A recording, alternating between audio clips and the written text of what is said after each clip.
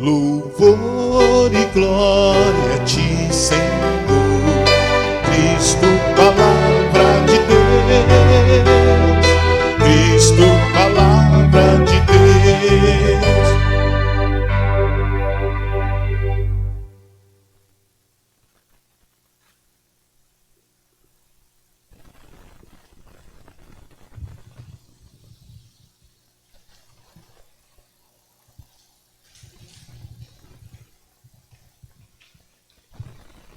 Paixão de Nosso Senhor Jesus Cristo, segundo Marcos. Logo pela manhã, os sumos sacerdotes, com os anciãos, os mestres da lei e todo o sinédrio, reuniram-se e tomaram uma decisão. Levaram Jesus amarrado e o entregaram a Pilatos. E Pilatos o interrogou: Tu és o rei dos judeus? Jesus respondeu: Tu o dizes. E os sumos sacerdotes faziam muitas acusações contra Jesus. Pilatos o interrogou novamente: Nada tens a responder? Vede quanta coisa te acusam. Mas Jesus não respondeu mais nada, de modo que Pilatos ficou admirado. Por ocasião da Páscoa, Pilatos soltava o prisioneiro que eles pedissem. Havia então um preso chamado Barrabás entre os bandidos, que numa revolta tinha cometido um assassinato. A multidão subia a Pilatos e começou a pedir que ele fizesse como era costume. Pilatos perguntou: Vós quereis que solte o rei dos judeus? Ele bem sabia que os sumos sacerdotes haviam entregado Jesus por inveja. Porém, os sumos sacerdotes instigaram a multidão para que Pilatos lhes soltasse Barrabás. Pilatos perguntou de novo: Que quereis, então, que eu faça com o rei dos judeus? Mas eles tomaram a gritar: Crucifica-o! Pilatos perguntou: Mas que mal ele fez? Eles, porém, gritaram com mais força: Crucifica-o! Pilatos, querendo satisfazer a multidão, soltou Barrabás, mandou flagelar Jesus e o entregou para ser crucificado. Então os soldados o levaram para dentro do palácio, isto é, o pretório, e convocaram toda a tropa. Vestiram Jesus com o manto vermelho, teceram uma coroa de espinhos e a puseram em sua cabeça e começaram a saudá-lo. Salve, Rei dos Judeus! Batiam-lhe na cabeça com uma vara, cuspiam nele e, dobrando os joelhos, prostravam-se diante dele. Depois de zombarem de Jesus, tiraram-lhe o manto vermelho, vestiram-no de novo com suas próprias roupas e o levaram para fora, a fim de crucificá-lo. Os soldados obrigaram um certo Simão de Cirene, pai de Alexandre e de Rufo, que voltava do campo, a carregar a cruz. Levaram Jesus para o lugar chamado Gólgota, que quer dizer Calvário. Deram-lhe vinho misturado com mirra, mas eles não o tomou. Então o crucificaram e repartiram as suas roupas, tirando a sorte, para ver que parte caberia a cada um. Eram 9 horas da manhã, quando o crucificaram. E ali estava uma inscrição com o motivo de sua condenação: o Rei dos Judeus. Com Jesus foram crucificados 2 ladrões, um à direita e outro à esquerda. Os que por ali passavam o insultavam, balançando a cabeça e dizendo: Tu que destrói o templo e reconstrói em 3 dias, salva-te a ti mesmo, descendo da cruz. Do mesmo modo, os sumos sacerdotes, com os mestres da lei, zombavam entre si, dizendo: A outros salvou, a si mesmo não pode salvar. O Messias, o Rei de Israel, que desça agora da cruz, para que vejamos e acreditemos. Os que foram crucificados com ele também o insultavam. Quando chegou o meio-dia, houve escuridão sobre toda a terra, até às 3 horas da tarde. Pelas 3 da tarde, Jesus gritou com voz forte: Eloi, Eloi, lama sabachthani, que quer dizer: meu Deus, por que me abandonastes? Alguns dos que estavam ali perto, ouvindo-o, disseram: Vejam, ele está chamando Elias. Alguém correu e embebeu uma esponja em vinagre, colocou-a na ponta de uma vara e lhe deu de beber, dizendo: Deixai, vamos ver se Elias vem tirá-lo da cruz. Então Jesus deu um forte grito e expirou.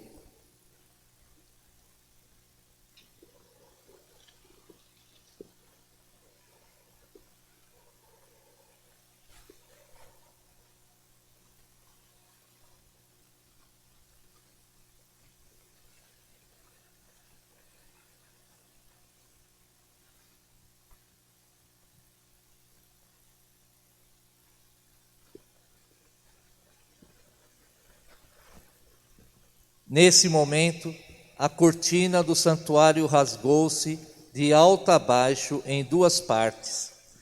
Quando o oficial do exército, que estava bem em frente dele, viu como Jesus havia expirado, disse: Na verdade, este homem era filho de Deus.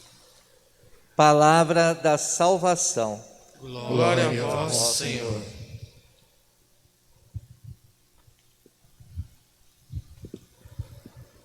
Os que estão aqui na comunidade podem sentar-se.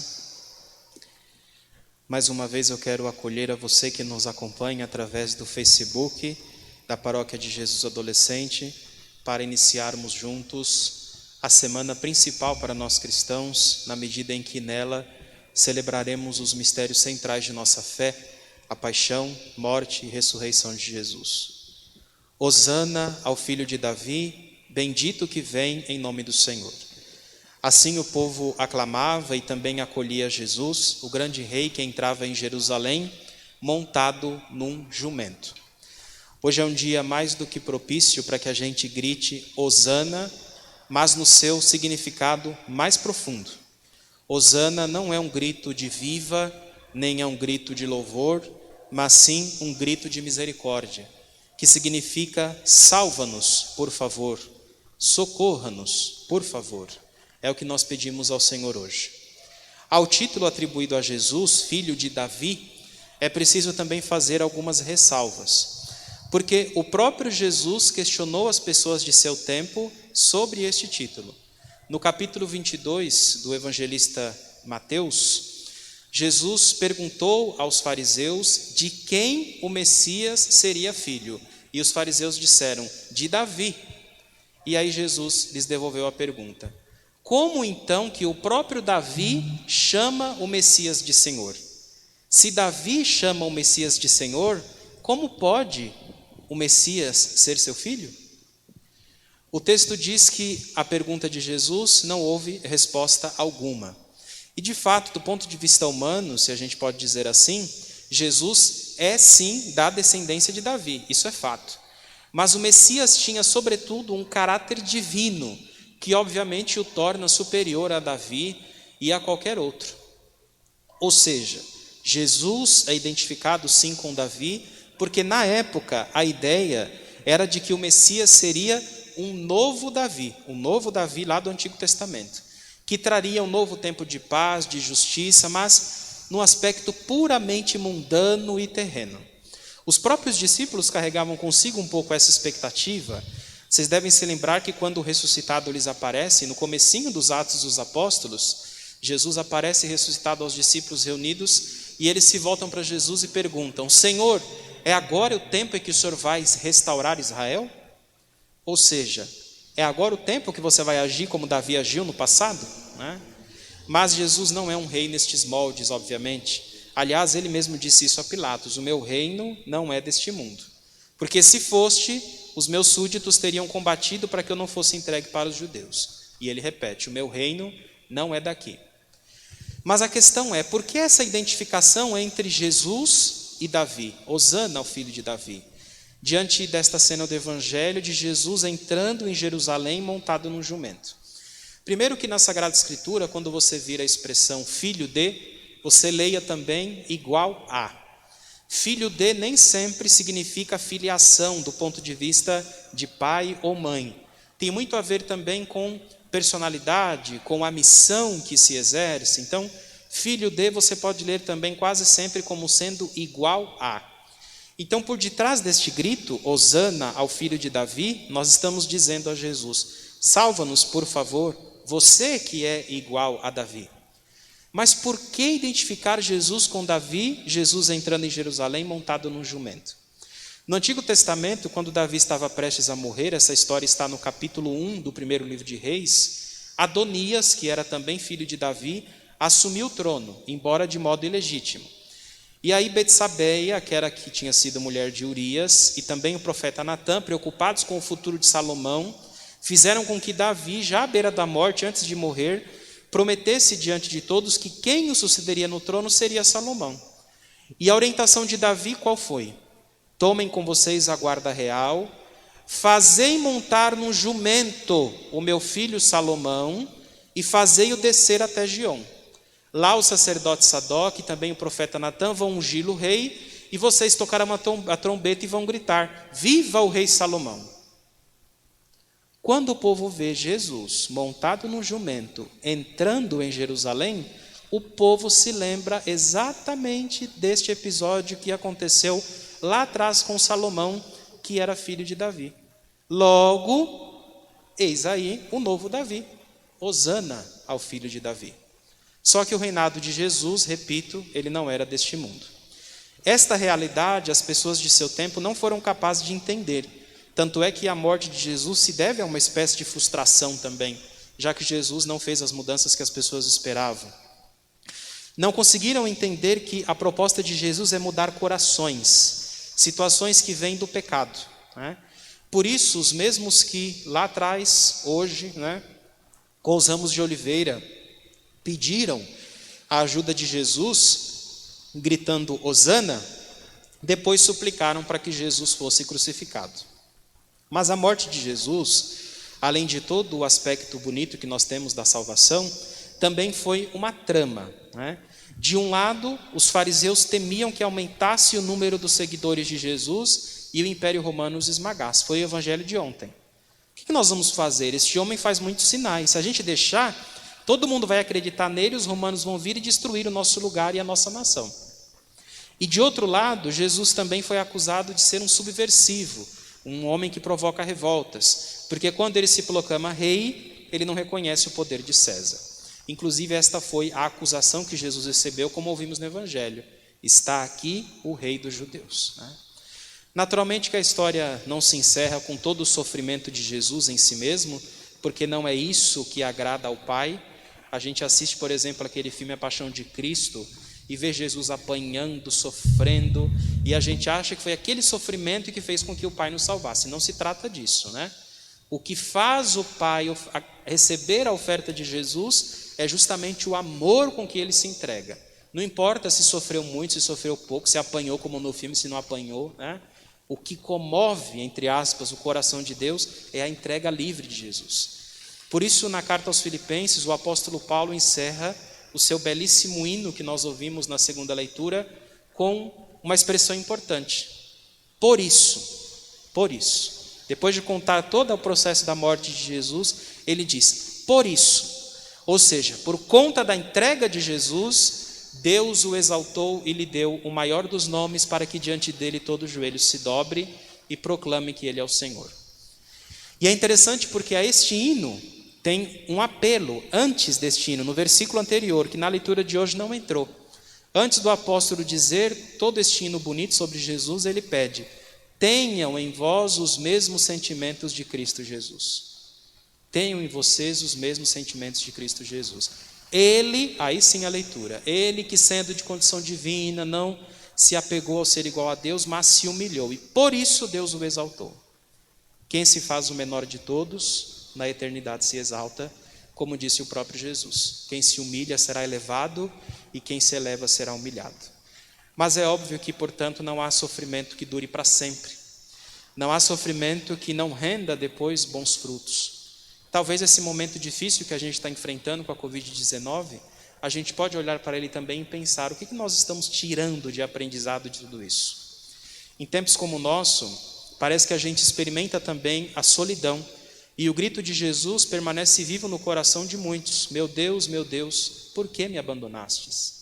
Mas nos consola um trecho do livro de Judite, no capítulo 8, quando se diz: demos graças ao Senhor que nos submete a provações, como fez a nossos pais. Lembrai-vos de tudo que ele fez com Abraão, de como provou Isaque e do que aconteceu a Jacó. Assim como os provou pelo fogo para lhes experimentar o coração, assim também Deus não está se vingando de nós, diz a Escritura. É antes para a advertência que Deus açoita os que dele se aproximam. Será que de certa forma não seria bom pensarmos se depois de 1 ano da Covid, depois de tantas vidas levadas, nós não estamos exatamente os mesmos? E por isso estamos passando 1 ano depois pela mesmíssima situação do ano passado e até pior, porque muito mais vidas estão sendo levadas. Eu via ontem na internet, quase 20.000 pessoas morreram só essa semana. Tem noção do que é isso? E não só as pessoas que se vão, mas as famílias que ficam também aqui enlutadas, né? Temos aqui na paróquia, a Nair faleceu, agora a filha está internada também, teve uma piora de quarta-feira para cá. Que situação, isso não nos comove. A gente acha que tudo é brincadeira e vai levando a vida tentando levá-la normalmente, né? Será que 1 ano depois a gente não aprendeu nada? Por isso que a gente está passando pela mesma situação? Quando Jesus morre, assim diz o Evangelho, acontece algo para o qual a gente não dá muita atenção. O texto diz que a cortina do santuário do templo se rasgou ao meio. Esta cortina era o lugar, naquele tempo, que separava o lugar do qual o povo não tinha mais acesso, porque era uma parte reservada somente para o sumo sacerdote.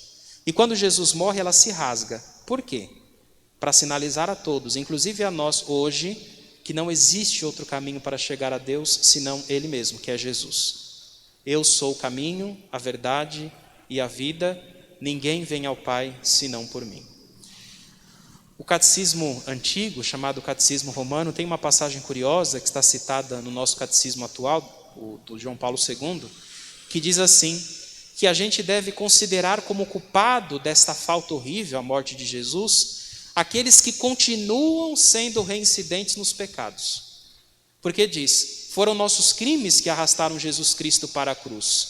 Então, com certeza, hoje ainda, os que mergulham em todo tipo de desordem e do mal, estão crucificando de novo o Filho de Deus.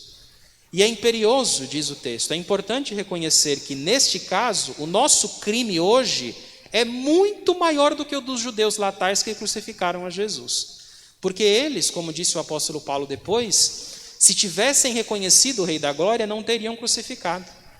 Agora a gente professa a fé todo domingo, talvez todo dia, diz conhecer a Jesus, mas com os nossos pecados a gente o nega. E de certa forma a gente continua gritando, crucificam, crucificam, sempre que pecamos. Portanto, Cristo permanece sendo crucificado. Apesar da distância, nós estamos em comunhão, seguimos em comunhão. Hoje em muitas casas, nas casas de vocês, muitos deram uma pequena demonstração de fé, pendurando nos portões, nas portas, nas janelas, um pequeno ramo, sinalizando que apesar dessa realidade triste, nós ainda somos a igreja, o corpo místico de Cristo. Muitos também passaram aqui antes de começar a missa para receber a bênção nos seus ramos, e não nos falte esta consciência. E ao longo desta semana, que a gente se una a Jesus, que livremente vai se entregando pouco a pouco a nós, por nós, para que no domingo nós renasçamos com Ele para uma nova vida. Louvado seja nosso Senhor Jesus Cristo. Para sempre seja louvado.